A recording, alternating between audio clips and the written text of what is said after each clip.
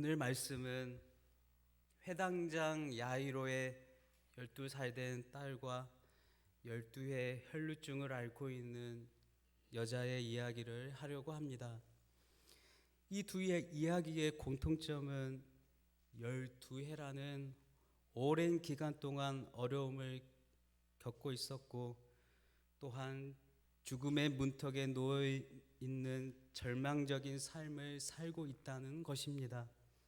더불어서 이들은 자신들의 힘으로는 이 죽음의 문제를 해결할 수 없다는 것을 알고 있었습니다. 그래서 누군가의 절대적인 힘이 필요했던 것이죠. 그래서 그 절대적인 힘을 어디서 찾느냐가 중요한데, 이들은 그 절대적인 힘을 바르게 찾았다는 것을 말씀을 통해서 알 수 있습니다.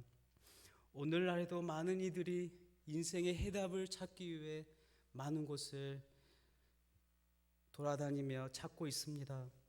그러나 잘 찾지 못하고 있죠. 방황합니다. 왜 그렇습니까? 인생의 해답이 있는 곳은 좁은 길이요, 어려운 길이며 사람들이 많이 찾지 않는 길입니다.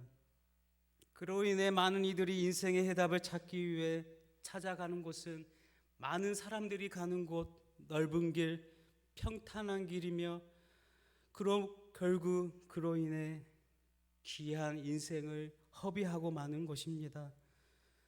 그러므로 사랑하는 성도 여러분들은 인생의 고난 가운데 삶이 흔들리고 바른 해답을 찾지 못하고 있을 때, 오늘 말씀에 나오는 두 가정의 이야기를 통하여 진정한 인생의 해답이 되시는 예수 그리스도를 만나기를 주님의 이름으로 축복드립니다.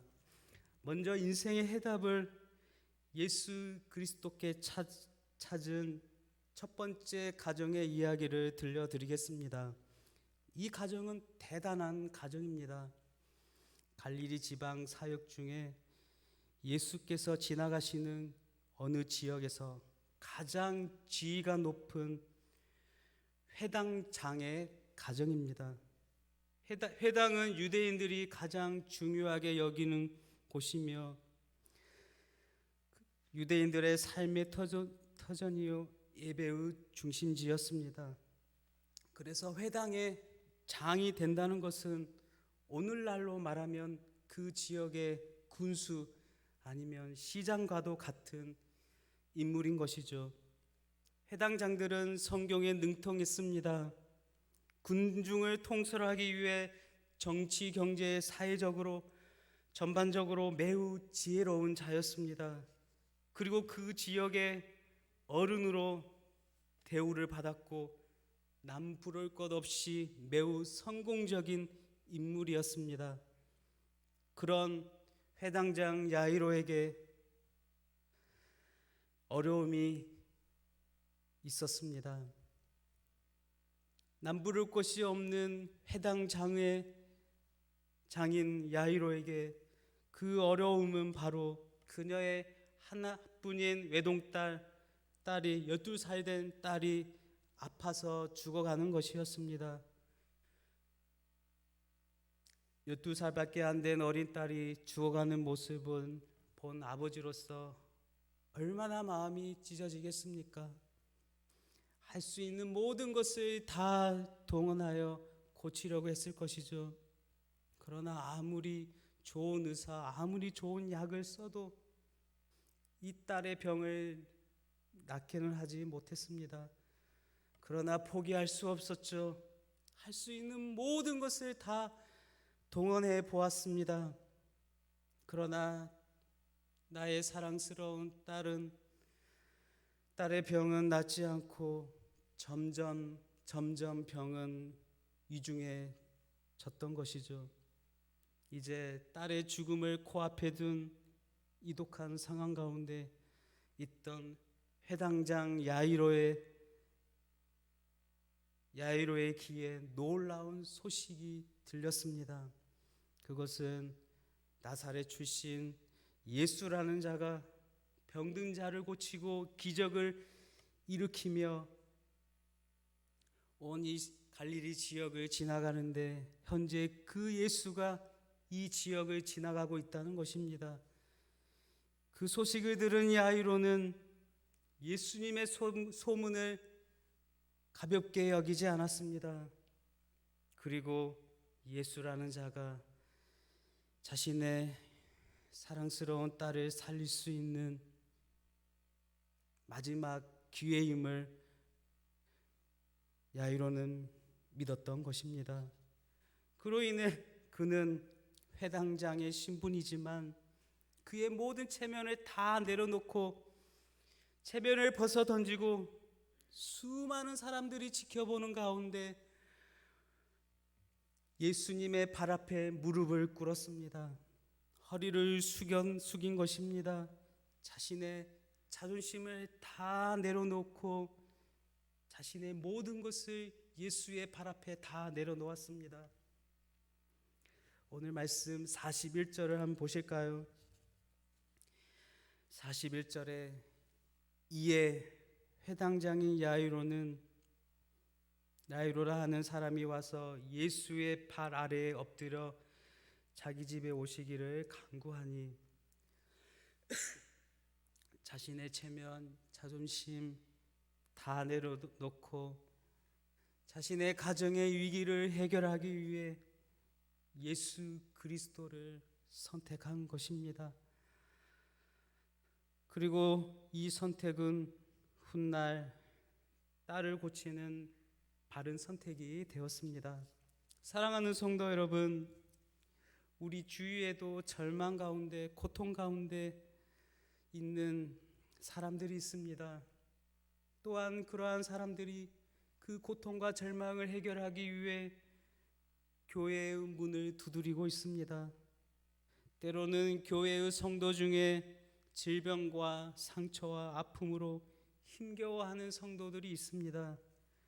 이러한 상황 가운데 있는 성도들은 회당장 야이로의 마음이 되어야 합니다.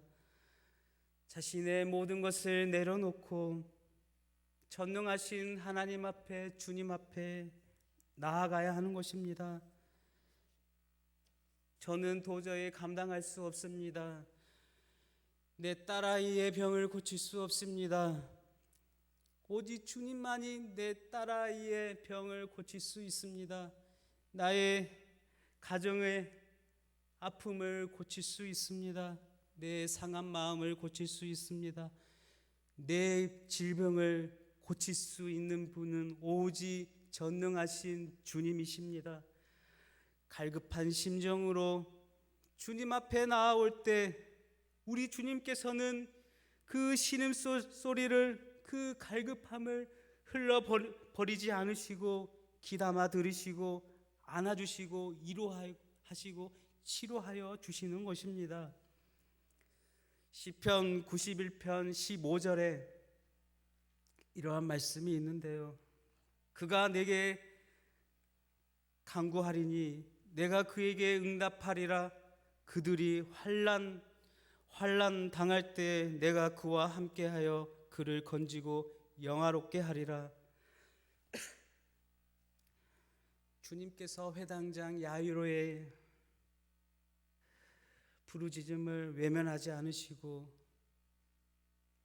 그의 간구를 들으시고 야이로와 함께 하셨습니다. 그리고 이제 예수님께서 회당장 야이로의 집으로 그의 사랑하는 외동딸이 있는 곳으로 가고 있습니다. 그런데 많은 사람들이 있어서, 무리들이 있어서, 예수님을 따르는 자들이 있어서 쉽게 앞으로 나아가지 못했습니다. 수많은 무리들이 앞다투어 예수님을 보기를 원했던 것이죠. 그러던 중 시간이 지체되었습니다. 갈 수 있는 시간이, 오랜 시간이 지나가 버린 것입니다.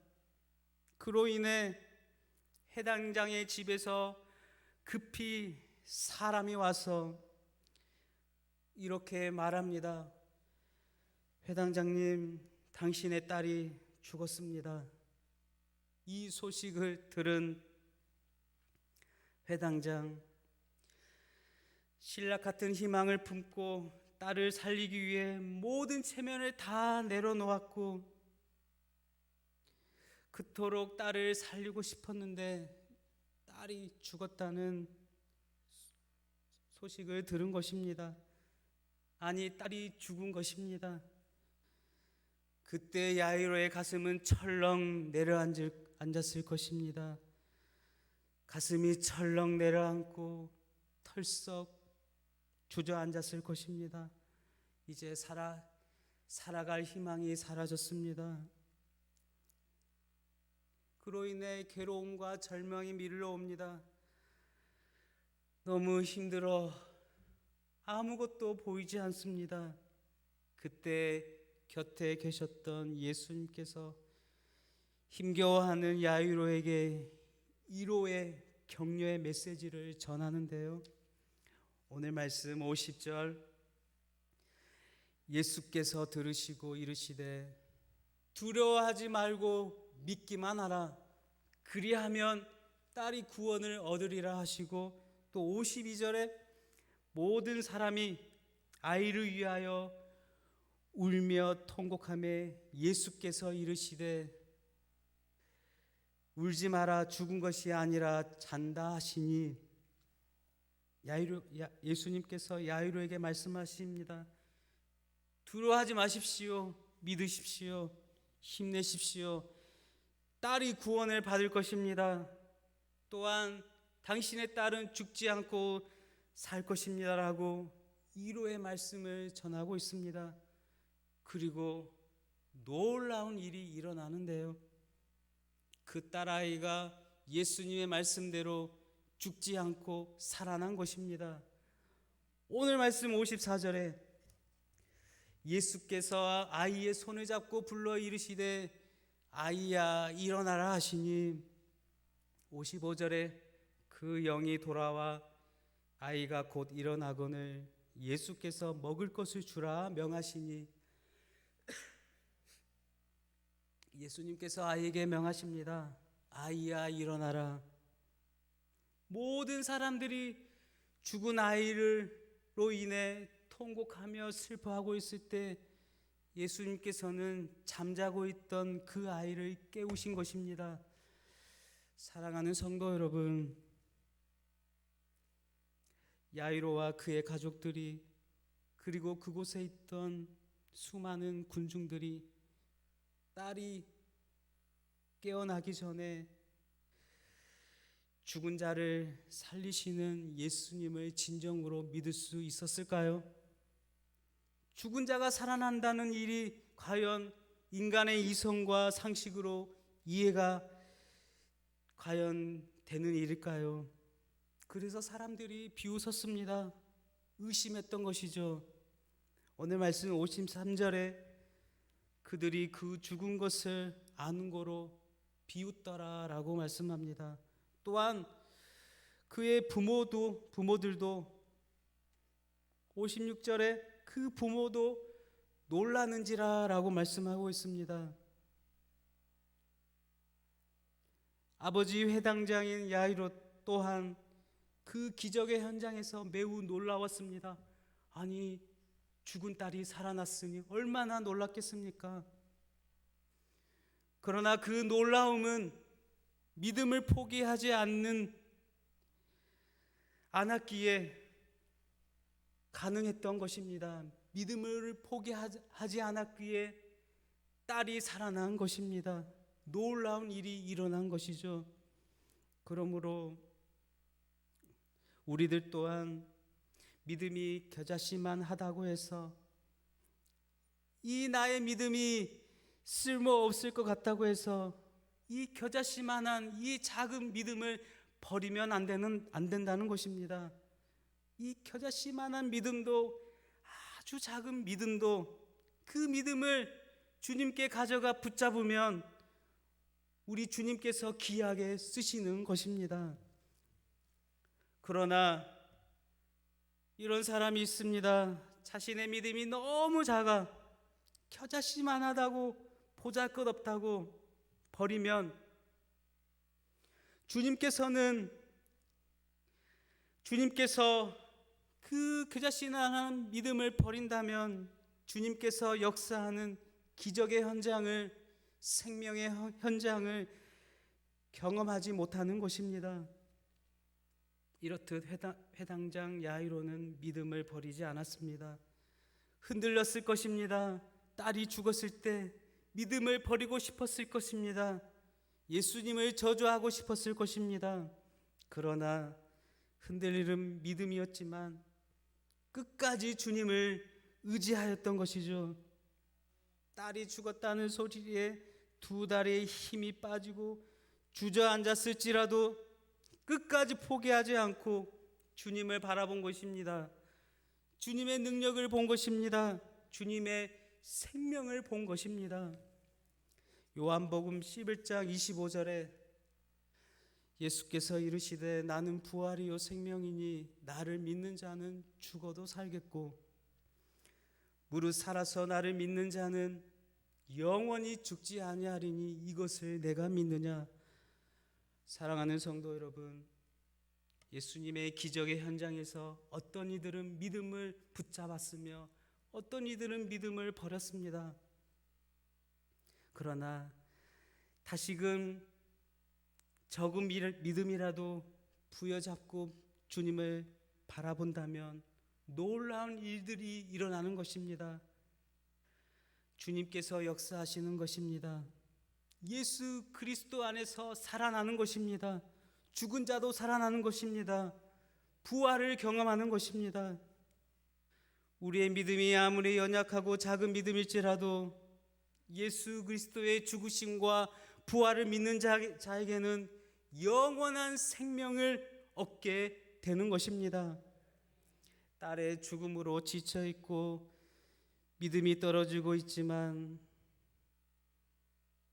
회당장 야이로는 그럼에도 불구하고 작지만 생명의 주관자이신 주님을 바라봄으로 기적의 현장에서 충만한 주님의 은혜를 받게 되었던 것입니다. 사랑하는 성도 여러분, 이제 우리들 또한 회당장 야이로처럼 어떠한 상황 가운데서도 믿음을 멈추어서는 안 됩니다. 믿음을 버려서는 안 됩니다. 기다려야 합니다. 기다리고 또 기다려야 합니다. 그렇게 기다릴 때 주님의 때 놀라운 기적의 현장에서 충만한 은혜를 받게 될 것이고, 또한 주님이 주시는 이 놀라운 은혜는 어느 누구에게나 주님을 바라보는 자에게나 공평하게 우리에게 주실 것입니다.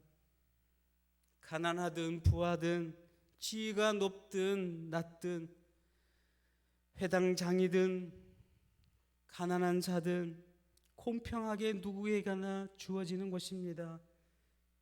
그런데요, 이러한 분들이 있을 수 있습니다. 주님, 저는 너무 가난해서 헌금을 많이 드리지 못합니다. 저는 기도하기가 너무 힘들어 기도를 잘하지 못합니다. 주님, 저는 성경을 많이 읽지 않았습니다. 주님, 저는 교회에 나온 지 얼마 되지 않았습니다. 그러나 하나님은 누구에게나 마음을 열고 계시고 기다리고 계십니다.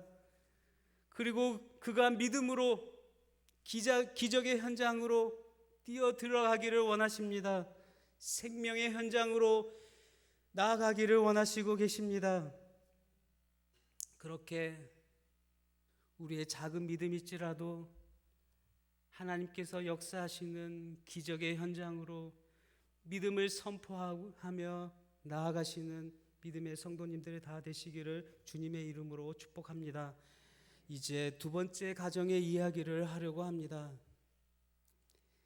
이 가정에는 혈루증으로 12년 동안 병들어 있는 여인이 살고 있습니다. 오늘 말씀 43절에 이에 12해를 혈루증으로 앓는 중에 아무에게도 고침을 받지 못하던 여자가 이렇게 12의 혈루증을 앓고 있는 여자가 있습니다. 이 여자의 삶을 마가복음 5장 26절에서는 더 자세하게 알려주고 있는데요. 이렇게 기록되어 있습니다. 이 혈루증 여자는 많은 의사에게 많은 괴로움을 받았고 가진 것도 다 허비하였으되 아무 효험도 없고 도리어 더 중하여졌던 차에 그녀는 많은 의사에게 많은 괴로움을 받았다고 말씀하고 있습니다. 제대로 된 치료를 받지 못한 것이죠. 그로 인해 많은 의사에게 돈을 지불하여 그가 가진 돈을 다 탕진하였습니다. 또한 아무런 치료를 받았지만 아무런 효과도 없이 도리어 병이 더 심해졌다고 말씀하고 있습니다. 이제 그녀는 인생의 막다른 길에 서 있는 것입니다. 이제 다른 어떠한 것에도 기댈 곳이 없습니다. 더 이상 내려갈 곳이 없는 여자인 것이죠. 가진 것도 없습니다. 몸은 만신창이가 되었습니다. 그런데 그녀에게는 남들에게 없는 것이 있었습니다. 그녀에게는 남이 가지고 있지 않는 믿음이 있었던 것입니다. 그녀는 예수님이 아니면 나를 고칠 수 없고 살릴 수 있는 분이 없음을 알았습니다. 그녀는 모든 것을 다 해보았기에 알 수 있었습니다. 이제 그녀는 예수님께 모든 것을 다 걸었습니다. 예수님께 올인한 것이죠. 이 올인은 의미 없는 올인이 아니었습니다. 자신의 모든 것을 다 예수님께 드리는 그녀의 삶은 진실한 믿음의 고백이었던 것이죠. 그로 인해 그녀는 자신의 믿음을 예수님께 온전히 드리기 위해 군중 속에 계시는 예수님을 찾아가는데요. 예수님을 찾아가는 그녀에게는 그 찾아감은 대단한 용기가 필요했습니다. 왜냐하면 그녀는 혈루증을 앓고 있었기 때문이죠. 혈루증을 앓고 있다는 것은 모든 사람들이 그녀를 볼 때 불결한 여인이라고 손가락질한다는 것입니다. 모든 사람들이 그녀를 볼 때 미워하는 것이죠. 그래서 사람들이 다니고 있는 곳을 다닐 수가 없었습니다. 하지만 그녀는 이제는 살고자 하는 절실함과 낫고자 하는 믿음으로 용기를 냈습니다. 그리고 수많은 사람들이 밀집되어 있는 곳으로 병으로 인해 힘없는 가녀린 몸을 이끌고 온 힘을 다해 사람들을 밀어내며 예수님께 나아갔습니다.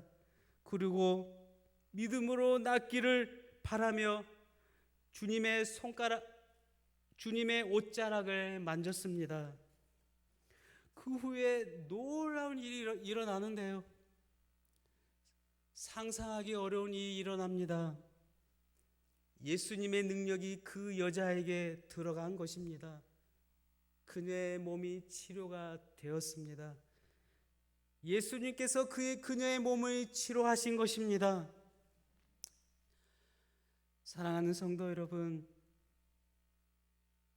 오늘 이 혈루증